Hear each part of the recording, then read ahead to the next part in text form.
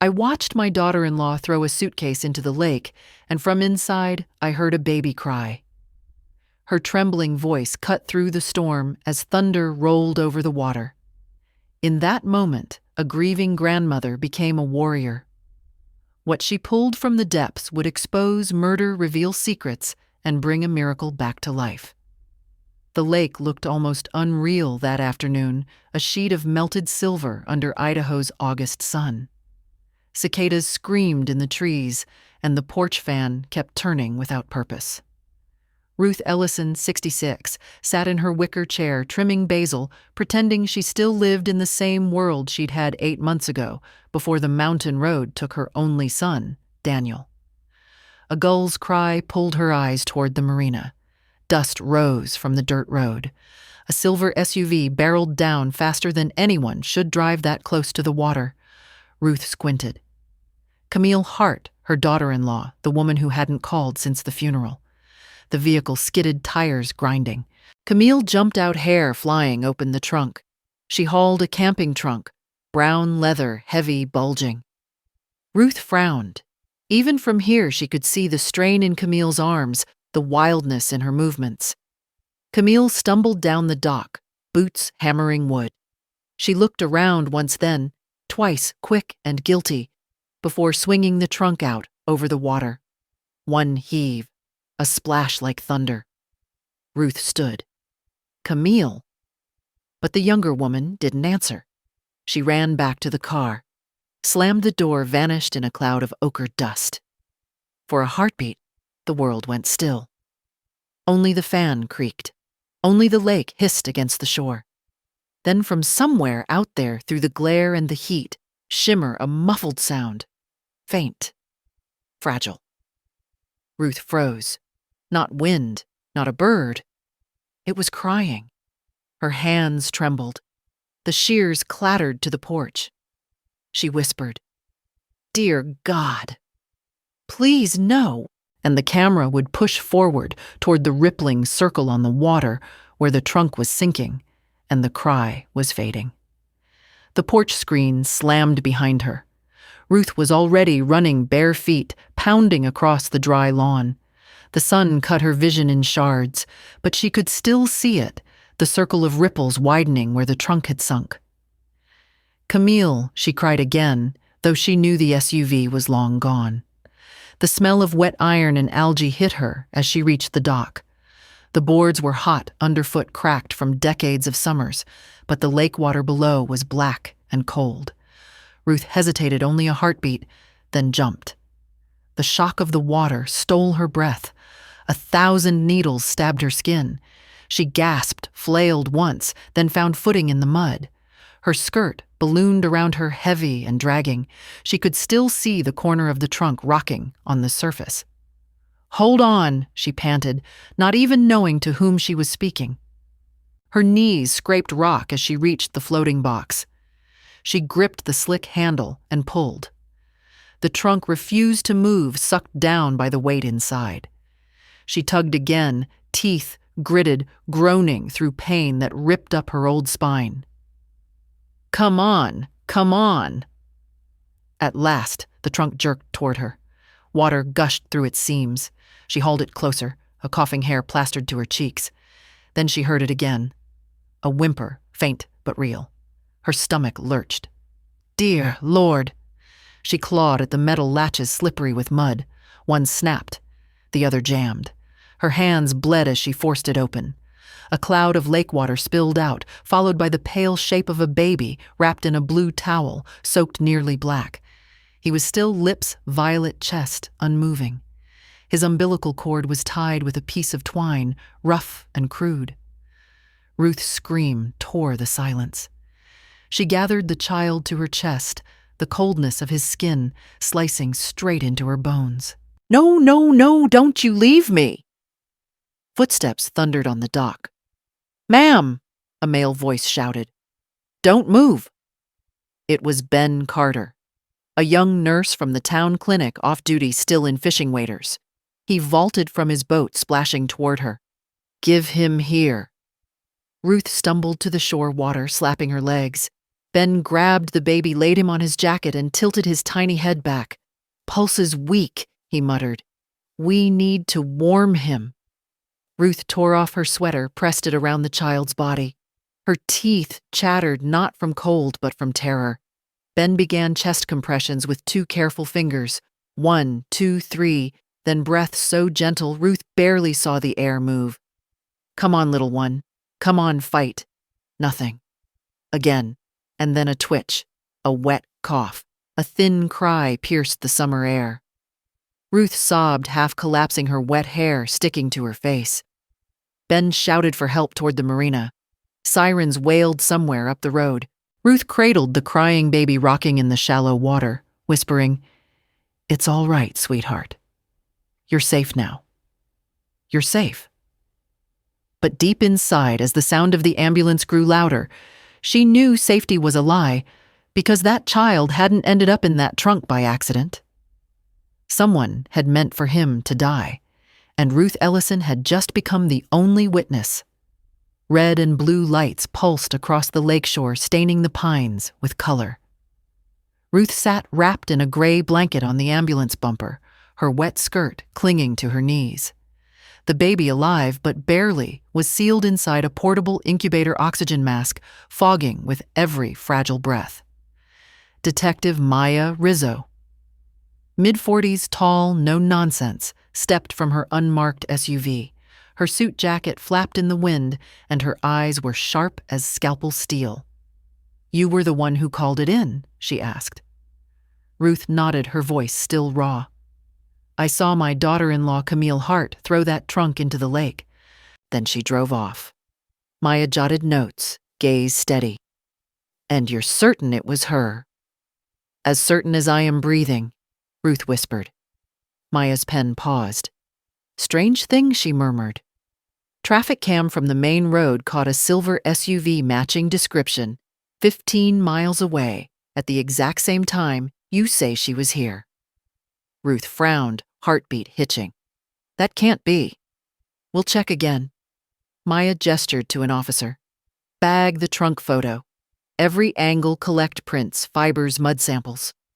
Technicians crouched by the warped leather box cameras, clicking flashes slicing through dusk. The wet earth steamed around them, the smell of lake water mixing with gasoline from the rescue boat. Maya turned back to Ruth. "I'll need your clothes for evidence, ma'am. We'll get you replacements from the paramedics." Ruth stiffened. "I saved a baby detective, not hurt one. I'm not saying otherwise, but the sooner we clear the details, the sooner we find who did." Ruth looked toward the ambulance, where the infant's faint cry broke through the hum of machines. "Please," she whispered, "just keep him alive." Maya's expression softened for the first time. "That's the plan, Mrs. Ellison, but after tonight." She closed her notebook, voice low. "Your life's about to get complicated." The sirens faded into the highway's dark ribbon. Only the echo remained, and the slow, heavy beat of suspicion settling like mist over Coeur d'Alene Lake. The fluorescent light of the ER corridor hit like ice. Nurses ran monitors, beeped, and a metallic smell of antiseptic filled the air. Ruth followed the gurney until an orderly stopped her. "Ma'am, you can't go in there." "I'm not leaving him." Her voice cracked, shaking with lake water and fear. Through the half-open trauma room door, she saw them 4 doctors working like clock gears, their movements sharp, rehearsed. The baby looked impossibly small under the floodlight skin. Bluish lips, gray, a tangle of wires and tubes. Temperatures dropping again, one shouted. "Core, 88 degree and falling. Warm IVs full O2. Keep compressions steady," another ordered. Ruth pressed her palm against the glass. Her reflection looked ghost white. Nurse Ben Carter appeared beside her, now scrubbed in. "He's fighting, Ruth," he said, breathless. "That little guy's stronger than he looks." She clutched his sleeve. "Is he going to make it?" "I don't know," Ben whispered. "But he's not giving up." Inside, a doctor rubbed the baby's tiny arms. Another injected epinephrine in a dose smaller than a drop. The heart monitor squealed flat, then blip.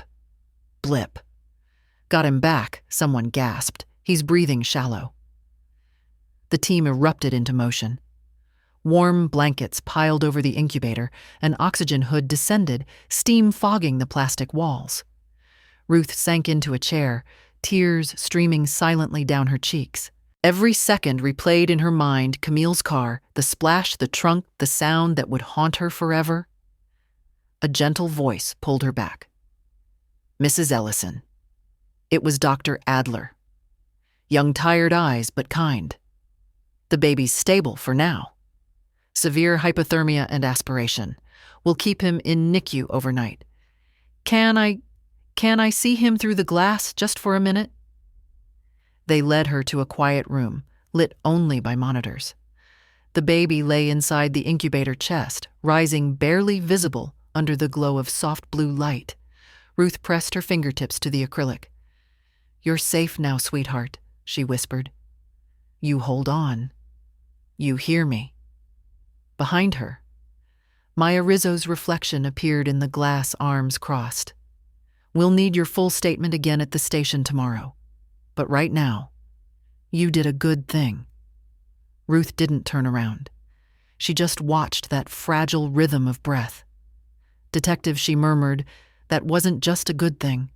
That was a miracle. The camera would linger on her trembling hand against the incubator window light, glowing through her palm, before fading to black, leaving only the beeping heart monitor pulsing like hope. The house felt like a museum to ghosts. Ruth pushed the door open, and the hinges cried like something alive. The air inside was stale with dust and memories. Daniel's boots still lined by the doorway, his jacket hanging on the same peg she'd never had the courage to clear. She dropped her purse on the counter. Water still dripped from her hair onto the tile. The clock above the stove ticked too loud, too steady. For the first time in hours, no sirens, no beeping monitors, no voices. Just that clock, counting the seconds her son would never have. On the kitchen table sat a half-framed photo, Daniel in his fishing vest, arm around Camille, smiling like he believed in forever. Ruth turned the frame face down. Outside, the wind stirred the lake trees. In that hollow sound, she almost heard the baby's faint cry again, that tiny, trembling noise that had pulled her back into life.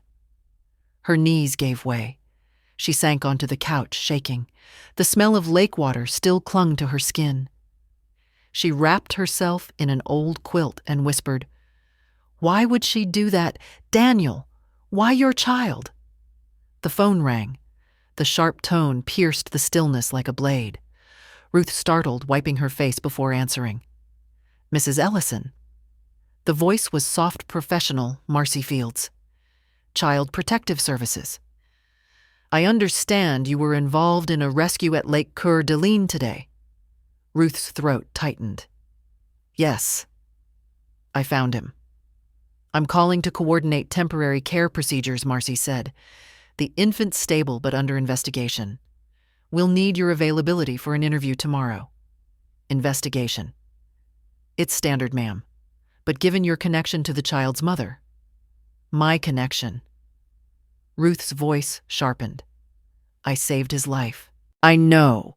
That's why you'll need to sign some statements and release forms. The baby will remain in state custody until identification and parental rights are sorted." The line clicked, dead, polite, but final. Ruth stood there, holding the silent receiver, the weight of the world sliding back onto her shoulders. Through the window, she saw the shimmer of the lake, the same water that had nearly swallowed her grandson. She whispered to the night, "Not again. I won't let you take him again." A single lamp flickered, throwing her shadow long against Daniel's photo. The light trembled, just like her resolve. Morning bled gray over the lake, flattening everything into quiet silver. Ruth hadn't slept. Her coffee went cold untouched beside her Bible. Every sound, the creak of the porch boards, the moan of the wind, made her glance toward the water as if expecting Camille's car to come roaring back. Down at the county sheriff's office, Detective Maya Rizzo stood before a whiteboard cluttered with photos: the trunk, the Marina Ruth's trembling statement, Camille Hart's driver's license. A red line stretched between motive and infant. Survived.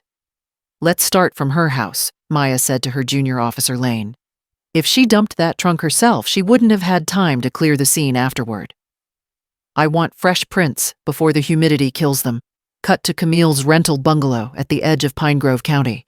The place was too clean. Air freshener hung heavy over something faintly metallic. Lane lifted a trash bag. Empty. Not a crumb. Not a receipt. Maya frowned. Too perfect is always a problem. She knelt near the counter. The sink was bone dry, no dishes.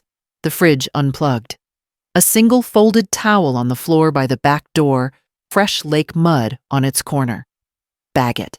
Upstairs, the bedroom closet held a few cheap dresses, one pair of flats, and an empty suitcase identical to the one Ruth had described, but newer tags still attached.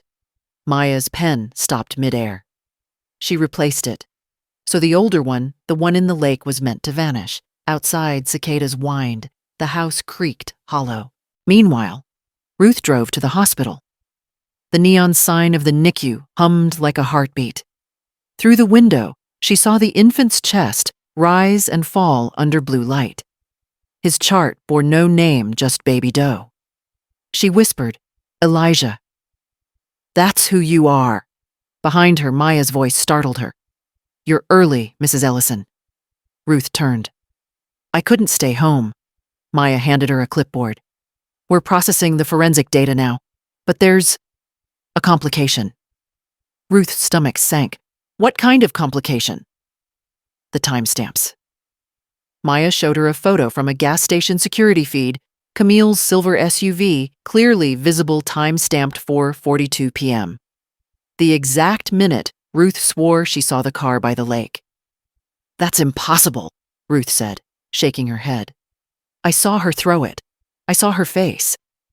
I believe you saw someone, but if this time is correct, either your clock's wrong or someone wants it to look that way." Ruth gripped the counter. "You think I'm confused?" "I think grief makes memories slippery," Maya replied gently. "And whoever did this knows that." Through the glass, the baby whimpered softly. Ruth's hand trembled as she touched the incubator's edge. "I'm not confused," she whispered. "I know what I saw. Camille killed my son, and now she tried to kill his child." Maya's eyes softened. "Then help me prove it. Because if the camera's right, she's got an alibi, and we're back to zero." The hum of machines filled the silence. Ruth stared at the baby, then at Maya. She planned this. "You'll see."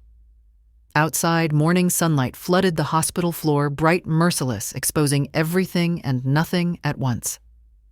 Maya pocketed her notebook, whispering almost to herself. "Then I hope you're right, Mrs. Ellison, because if you're wrong, someone else out there is still holding the other suitcase." By mid-morning, the lake had lost its shimmer. It looked bruised slate gray under a washed-out sky. The forensics crew moved along the dock like ghosts in white suits, metal detectors sweeping, cameras clicking in steady rhythm. Detective Maya Rizzo crouched beside the recovered trunk. The leather had dried to a darker cracked brown, its brass corners flecked with green corrosion. A technician lifted the lid again. Inside, the soaked blue towel and a single torn piece of twine lay sealed in evidence bags. "Prints," Maya asked. "Partial one set, matches Mrs. Ellison. Another's smudged, no match yet." "Check national," Maya said. "Every database we've got. Someone touched this after Ruth." A diver emerged from the water near the dock ladder, his face pale from cold. Detective found something wedged under the pier. He handed up a small plastic clamp, the kind used for car brake lines. Maya's pulse quickened. "Same brand the mechanic used." "Looks identical," the diver replied. Maya turned it over in her gloved hand. "Camille's fingerprints on this, and we have a chain of intent." But Lane, the young officer, jogged over holding a tablet. "Ma'am, you'll want to see this." Security footage from the marina store time-stamped 15 minutes before the trunk hit the water. The screen showed a woman wearing a wide sun hat and scarf, buying duct tape and a gas can with cash. Her face was hidden, but her posture, thin shoulders, quick steps, felt eerily familiar. Maya frowned. Enhance the walk cycle. Compare with Camille Hart's DMV footage. Lane hesitated. We did. Gate's different. Whoever this is, she's shorter. Maya's jaw tightened. So, we've got a mimic or an accomplice. She turned to look out over the lake. The water barely rippled as if holding its breath. Somewhere below the mud still hid stories no one wanted to read. At that moment, Ruth arrived at the dock, escorted by Ben Carter. She clutched a thermos and her old denim jacket. When she saw the open trunk, her face drained of color. That's it, she whispered. The same trunk. Maya approached carefully. Mrs. Ellison, we're confirming prints and footage. Until then, we can't assume I know what I saw. Ruth's voice cracked, but didn't break. She threw it herself. I called her name. Maya studied her, then nodded toward the diver crew. Sometimes the lake shows mercy. Sometimes it keeps secrets. We'll find which kind this is. A breeze lifted, carrying the smell of fuel and damp wood. The evidence tech zipped the trunk into a black plastic cover, the zipper's rasp echoing across the dock. Detective, a voice shouted from the end of the pier. An old dockhand in a sun-bleached cap waved them over. His eyes were sharp, sun-creased. You the cops? He asked, voice rough as gravel. Saw something weird that afternoon. What kind of weird? Maya asked. He pointed down the shoreline. A woman with that same kind of hat and scarf? Yeah. But she stopped right there, asked me how far the security cameras could see. Paid me $50 to say the West Pier's broken. Maya froze. And is it broken? Wasn't till last night. Somebody smashed it clean. The camera lingered on Maya's face, realization dawning like thunderclouds over the lake. She whispered. Whoever did this planned it down to the reflection. Behind them, Ruth stared at the still water, her reflection rippling beside the black-bagged trunk, while thunder rumbled far off across Coeur d'Alene. The next afternoon, sunlight slanted through the hospital windows, spilling across polished floors. Ruth sat in the waiting area, clutching a paper cup of coffee she hadn't tasted. The clock's second hand ticked like a hammer. She'd been waiting 3 hours. Finally, Detective Maya Rizzo appeared, with a folder and a look that wasn't entirely professional. It carried pity. Dr. Adler followed his scrubs, creased eyes red from sleeplessness. Mrs. Ellison Maya began quietly. We've got the results back from the DNA lab in Boise. Ruth stood too fast, her chair scraping tile. Results for who? The baby Dr. Adler said gently. We ran the DNA against the state database. It came back with a familial match. Maya opened the folder. 25% genetic correlation, maternal grandparent level. The words hung in the sterile air. Ruth blinked. I don't understand. What does that mean? It means, Maya said slowly, the baby you pulled from the lake is your grandson. The cup slipped from Ruth's hand, splashing coffee across the tile. For a moment, no one moved. Her lips parted, but no sound came. The hospital seemed to fade, voices distant the hallway spinning like she'd stepped out of her own body. My grandson, she whispered. Daniel's child, Dr. Adler, nodded. Yes, ma'am. Based on gestation dates, he would have been conceived roughly 9 months before your son's death. Ruth staggered to a chair. Her breath came shallow, chest tight. He never told me Camille was pregnant. Not once. Maya's expression hardened. That's what concerns us. There's no medical record of her pregnancy anywhere, no OB visits, no hospital admission, nothing. She hid it. Ruth's voice trembled. She planned this. She planned all of this. Maybe Maya said. But we'll need proof. For now, the child's officially under protective custody. CPS will keep him until the investigation's closed. Ruth looked through the NICU window. The baby lay under the gentle hum of machines, wrapped now in a clean cotton blanket, his chest lifting and falling like a fragile metronome. Her hand pressed against the glass. "He's all that's left of Daniel," she whispered. Maya hesitated. "We'll make sure he's safe." Ruth turned sharply. "Safe with who? Some stranger from the system? That's my blood in there." "Procedures are what they are, Mrs. Ellison," Maya said carefully. "But I'll make sure CPS understands your connection." Tears welled, but didn't fall. Ruth straightened her back, voice firm. "You tell them I'm not done fighting. I lost my son once. I won't lose him twice." The camera would linger on the baby's face behind the incubator glass. Tiny eyelids fluttering a ghost of Daniel's nose and chin, while Ruth's reflection blurred beside him, her hand trembling in the golden light. Over faint violin strings, her voiceover would say, "The lake tried to take him, but God gave him back.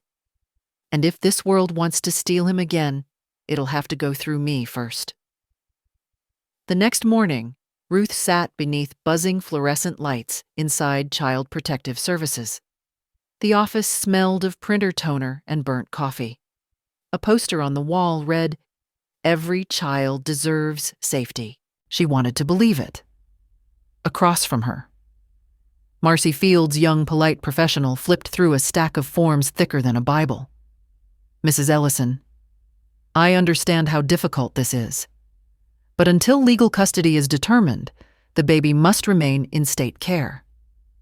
Ruth's voice trembled, but didn't waver. "That child is my grandson. He belongs with me."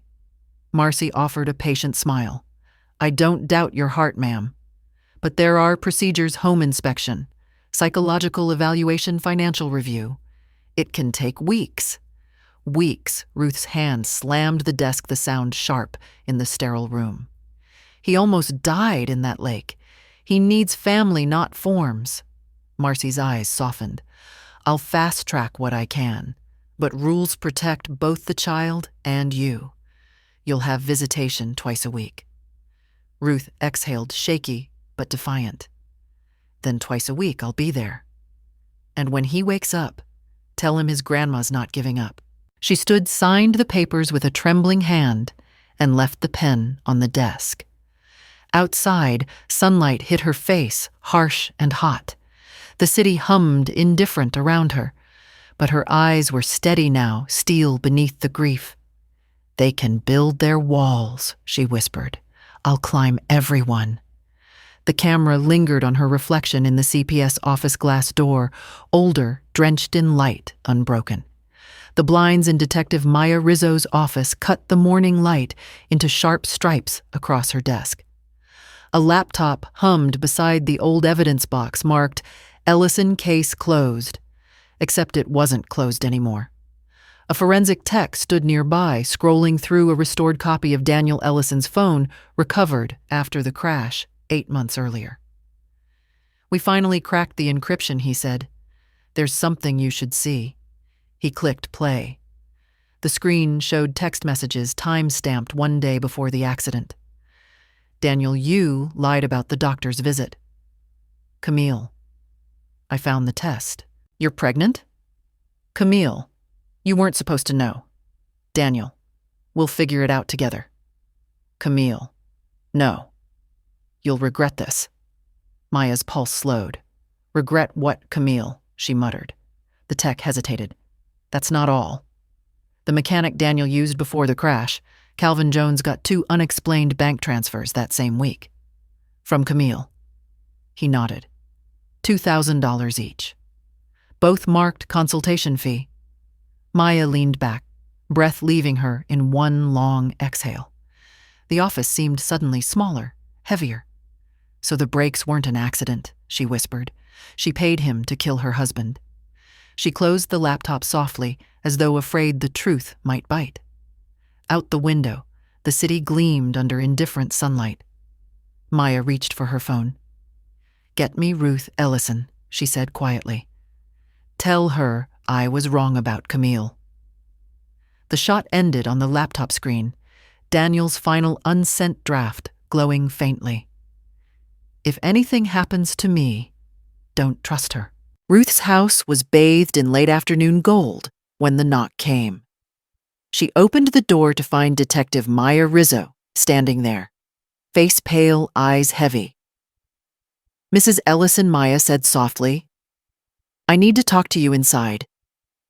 Ruth led her to the kitchen, the same table where she'd once served Daniel pancakes before school. Maya laid a thin folder down its edges, smudged with fingerprints of truth. "We recovered Daniel's phone," Maya began. "And we found messages. Camille knew she was pregnant. They argued.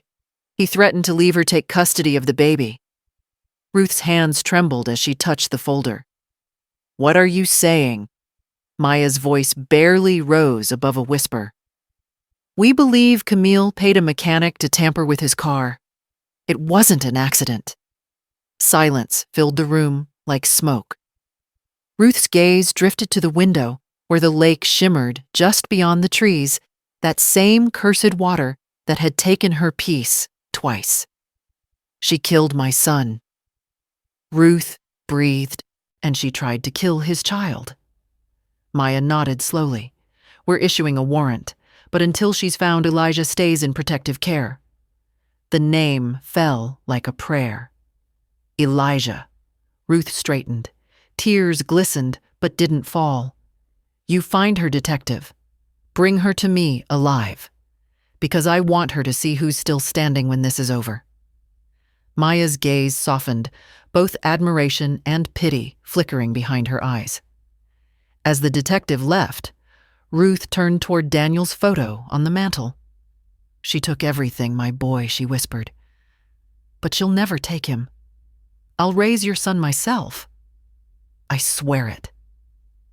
The camera pulled back slowly, framing Ruth's silhouette against the setting sun. A lone figure forged from grief and fire.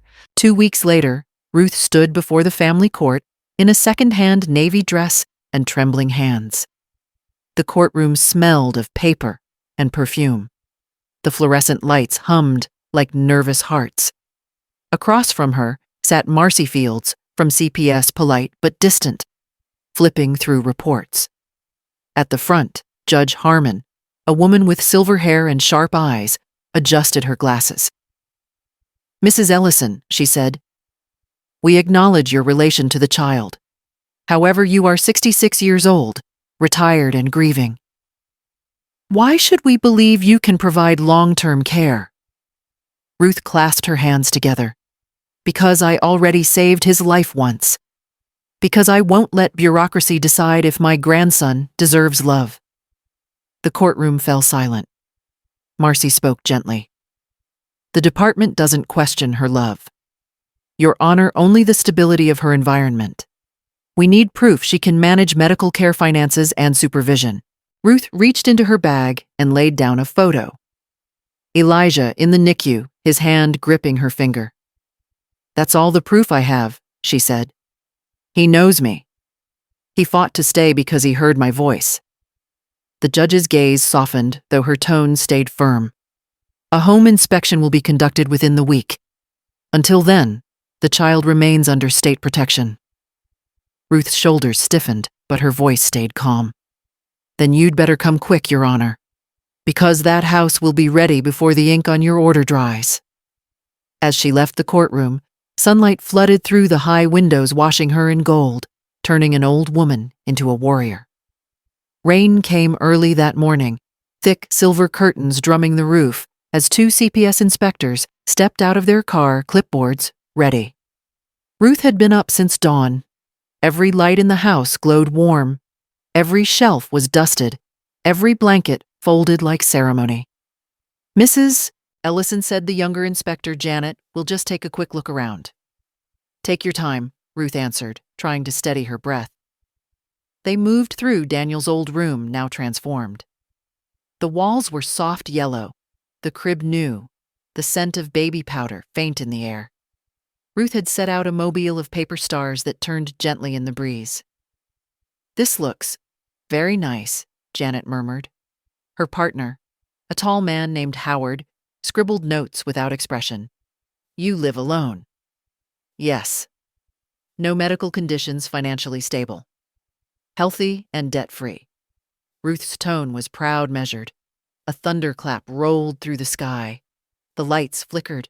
Janet smiled apologetically. "Storm might knock the power." "We'll hurry." Howard opened the pantry, stocked neatly with baby formula diapers and enough food for months. "Prepared," he said flatly. Ruth's voice softened. "He'll never go hungry in this house." When they finished, Janet turned at the door. "You've done well, Mrs. Ellison. You'll hear from us soon." Ruth nodded, gripping the doorway as the rain intensified outside, blurring the lake into a moving mirror. Lightning flashed, and for a split second, she saw a figure standing near the tree line. A woman's shape, still, watching. Then it was gone. Ruth's hand went cold. "No," she whispered to herself. Not now. But deep down, she knew Camille had come back. That night, the storm hadn't moved. It only grew heavier. Rain hammered the windows like fists. Ruth sat on the couch blanket around her shoulders, staring at the dark tree line beyond the porch. Every flash of lightning made her flinch. The phone rang. Unknown number. Her throat tightened as she answered. "Hello?" For a moment, only the sound of rain. Then, "Hello, Ruth." The voice was soft, familiar, and poisonous. Ruth froze. "Camille?" Surprised, Camille's tone slithered through static. "You shouldn't be. You always said I'd come crawling back." "Guess you were right." Ruth's pulse thudded in her ears. "Where are you?" "Close enough to see the light in your kitchen window." Ruth's hand shook as she reached to turn off the lamp but stopped halfway. No, she wouldn't hide. "What do you want?" "I want my son, Camille," said calmly. "You've played Grandma long enough. He's safe," Ruth said. "Steady now, and he'll never know what you are." Camille laughed, a hollow, echoing sound that bled through the receiver. "Careful, Ruth. People who keep secrets end up at the bottom of lakes." Lightning flashed again, bright and merciless. Ruth's eyes darted to the window, nothing there. Then Camille whispered, "See you soon," and the line went dead. Ruth stood in the dark, breath trembling, one hand gripping Daniel's photo like a weapon. "If you come for him," she whispered to the empty room, "you'll have to go through me first." Outside, thunder rolled like a warning. By dawn, Ruth hadn't slept. The storm had passed, leaving fog over the lake, thick as smoke. Her hands still shook from Camille's voice. When the phone rang again, she almost didn't answer until she saw the caller ID detective Maya Rizzo. Ruth Maya said, tone clipped but urgent, "You did the right thing calling last night. We traced the signal. Camille used a disposable phone near your property line." "She's here," Ruth whispered. "I felt her watching." "We're setting a trap," Maya continued. "She'll think you're alone. If she calls again, agree to meet, but don't actually bring the baby. We'll be in position." Ruth's pulse steadied. "You want me to lure her?" "I want you to help end this," Maya said. "She's dangerous, but overconfident. She'll come for what she thinks she owns." Ruth looked toward the crib, empty except for the baby's blanket, folded like a promise. "Then I'll give her what she wants," she said quietly. Maya hesitated. "Ruth, listen, if she shows up before we're ready, you run. Do you hear me?" Ruth smiled faintly, eyes hard as flint. "I've been running since Daniel died. I'm done now." Cut to officers assembling by unmarked vans, loading tranquilizers, radios, whispering through static. Maya's voice echoed over comms, subject likely armed, emotionally unstable. "Do not engage until visual confirmation." Back at the house, Ruth placed the old rotary phone on the table beside a candle. The reflection of its brass dial gleamed like a halo in the dark. "Come on then, Camille," she murmured, staring toward the woods.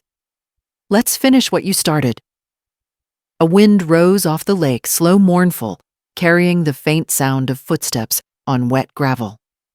Fog rolled low across the lake as Ruth stepped onto the old boathouse pier, her breath blooming white in the cold air. The place hadn't changed since Daniel was a boy. Peeling paint, rusted lanterns, the faint creak of ropes swaying in the dark. She clutched a small baby blanket in her hands, bait. The police were hidden in the trees behind her, their radios silent, their eyes locked on the target zone. A single footstep echoed, then another. From the mist, Camille emerged, hood-pulled low jeans soaked at the hem, eyes wild with sleepless fire. "So it's true," Camille hissed. "You think you can steal my son and get away with it?" Ruth didn't back away. "You lost that right the day you tried to drown him." Camille laughed, brittle and sharp. "I gave him life. I can take it back."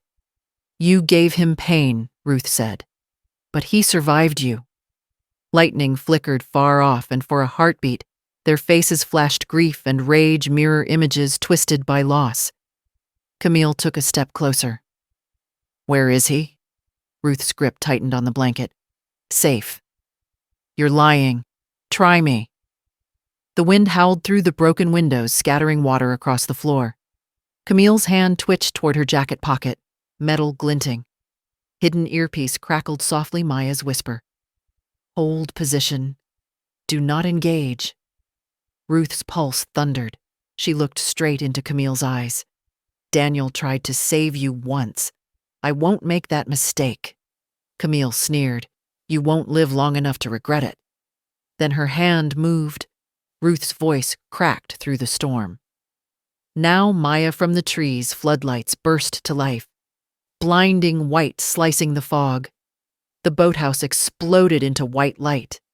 "Police, drop the weapon!" Voices roared from every direction. Camille spun eyes wild, gun gleaming.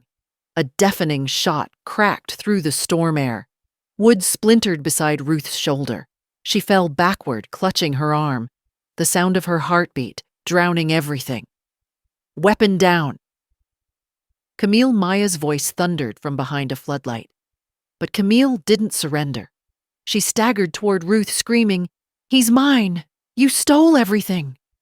Ruth, gasping, blood seeping through her sleeve, whispered, "You did that yourself!" Another flash, another shot, this time from Maya. The bullet tore through Camille's leg. She screamed, collapsing into the lake mud. Officers surged forward, tackling her to the ground as she thrashed and cursed. Maya knelt beside Ruth. "You're hit. Stay with me." Ruth smiled faintly through the pain. "I told you." "I wasn't running anymore." The rain began again, soft this time, washing the blood into the water. Behind them, Camille was dragged to the patrol car wrists, cuffed, shouting hoarse promises of revenge that no one believed. Maya squeezed Ruth's good hand. "It's over." Ruth looked toward the fog over the lake. The same water that once tried to take a baby now reflected the red and blue of police lights, like penance, like closure. "No," Ruth said softly. "It's just beginning." The camera lingered as medics lifted her onto a stretcher, the baby's blanket still clutched in her fist, blood-stained but unbroken. The world returned in fragments, beeping monitors, antiseptic air, the faint rustle of curtains. Ruth blinked slowly as sunlight filtered through the hospital blinds, painting her bed in stripes of gold. For a heartbeat, she didn't know where she was. Then pain bloomed across her shoulder, a dull, familiar ache, and memory flooded back the boathouse, the shot Camille's scream swallowed by the storm. The door opened softly. Detective Maya Rizzo stepped inside, holding a paper cup and a tired smile. "You scared the hell out of us, Ruth." Ruth managed a raspy laugh. "I told you I'd stop running, didn't I?" Maya sat beside her. "The bullet missed anything vital. You'll be sore, but you'll be fine." She hesitated before adding Camille's in custody. Attempted murder homicide fraud, She won't see sunlight again. Ruth's gaze drifted toward the window. Beyond the parking lot, the lake shimmered under dawn's first light, calm, almost forgiving. Then maybe Daniel can rest now, she murmured. Maya leaned forward. And Elijah's doing well. He's strong, Ruth. The doctors say it's a miracle how quickly he's recovering. Ruth's throat tightened. Can I see him? Of course. Moments later, a nurse wheeled in a bassinet. Inside lay Elijah, pink-cheeked, wrapped in the same blue blanket she'd pulled from the water. Weeks ago, now washed and folded soft.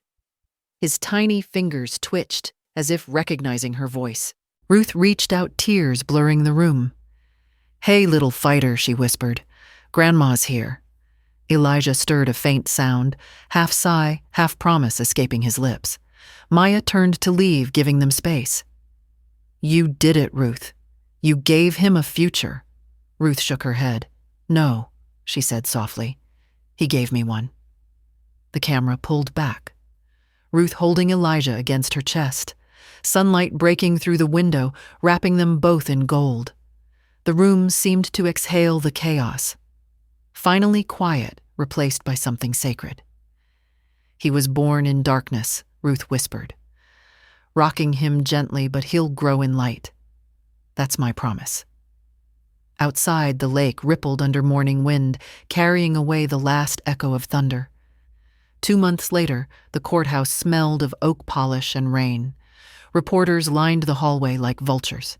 Inside, Ruth sat in the front row, clutching a worn rosary, her arm still stiff beneath her jacket. Across the room, Camille Hart. Hair-cropped, face pale under harsh lights, sat between two lawyers, expression unreadable. The judge's gavel struck. This court is now in session for the sentencing of Camille Hart. Detective Maya Rizzo stood near the back arms, folded. She gave Ruth a brief nod, a quiet reminder you made it here. The prosecutor rose, voice steady. Your Honor, the evidence speaks for itself. The defendant sabotaged her husband's vehicle, resulting in his death, concealed a pregnancy, gave birth in secret, and attempted to drown her newborn. Only through Mrs. Ruth Ellison's courage was this child's life saved. Camille's eyes flicked toward Ruth for the first time in months. There was no remorse, only exhaustion, the hollow glare of a woman who had gambled everything and lost. When the judge spoke, her tone carried the weight of finality. Camille Hart, this court sentences you to life imprisonment without the possibility of parole. May justice bring peace to those you have wronged. The sound of the gavel echoed like thunder. Ruth closed her eyes. No tears came, only the strange quiet that follows a storm. Camille was led away, shackles clicking on the marble floor. As she passed, her gaze met Ruth's one last time. For a fleeting second, Ruth thought she saw something, not guilt, but recognition. The faintest awareness that the woman she'd tried to destroy had become the one who survived. Maya approached. It's done, she said softly. And CPS filed their final recommendation this morning. You should stay. A second gavel struck minutes later. A new judge entered, papers in hand. Regarding custody of the minor child, Elijah Daniel Ellison. Ruth's heart stilled.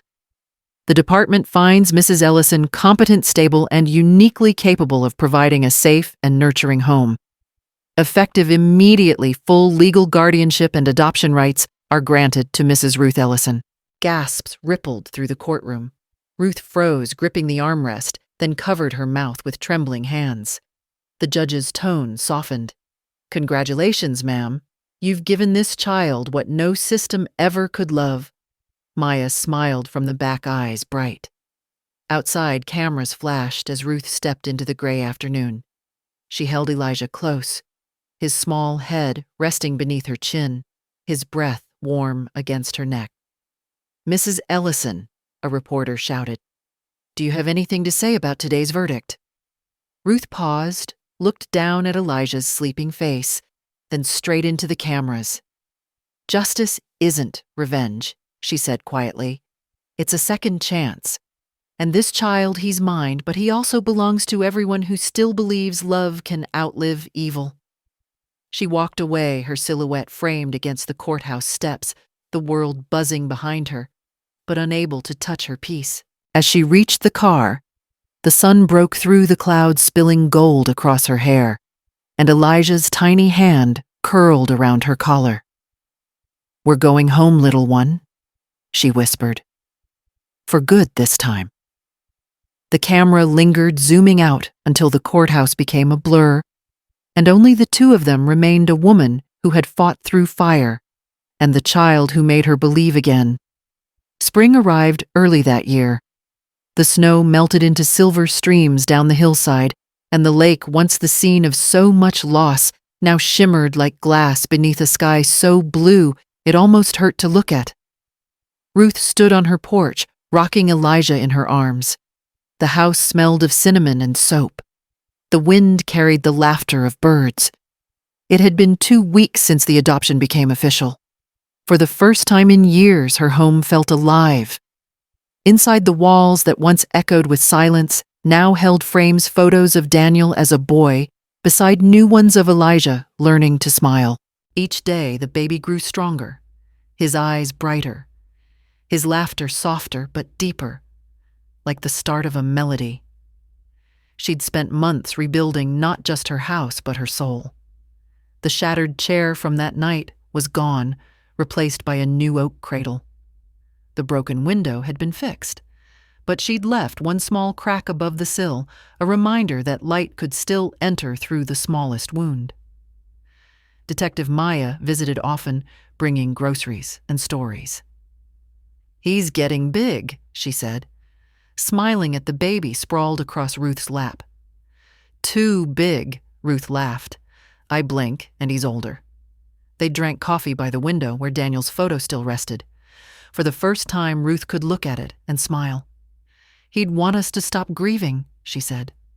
Maya nodded. "He'd be proud of you." As evening settled, Ruth carried Elijah to the backyard where the lake reflected the sunset in molten gold. She sat in the rocking chair Daniel had built years ago, the wood smooth under her fingers. "Elijah," she whispered, "your father loved this place. He used to fish right there by that dock. Said the water knew our family's secrets." The baby cooed, reaching toward the light. Ruth kissed his forehead. "You'll grow up free of them. That's my promise." The wind shifted gently across the lake, and for a moment the surface rippled like the faint shadow of someone walking across it. Ruth smiled. She didn't believe in ghosts, but she believed in love that stayed. "He's here," she murmured, eyes glistening. "In you, in me, in this peace we fought for." The camera widened, capturing Ruth and Elijah bathed in gold as the last rays of sunlight spilled across the water. The score swelled strings slow and full, like a heartbeat, finding rhythm again.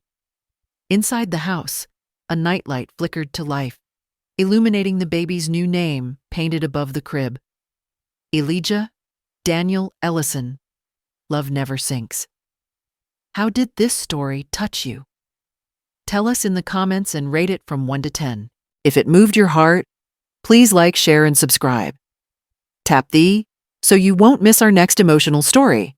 And before you go, click on the end screen to discover more powerful, heartwarming tales. Waiting just for you. See you in the next story.